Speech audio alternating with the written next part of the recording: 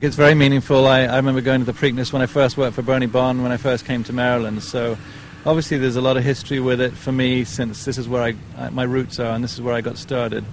But again, it goes back to the fact of going to the Preakness with a Derby winner. I mean, regardless of whether I was from Maryland or whatever, I mean, that's a dream come true.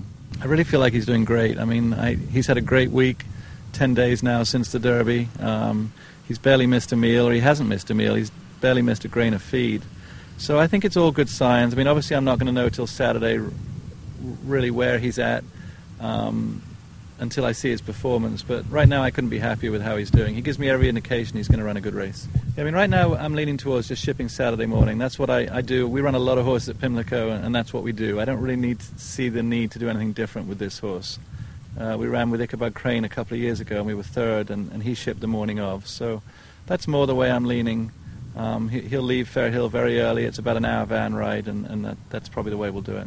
I think there's going to be a little bit more speed in the race, probably more than there was in the Derby, which I don't think that's a bad thing for this horse.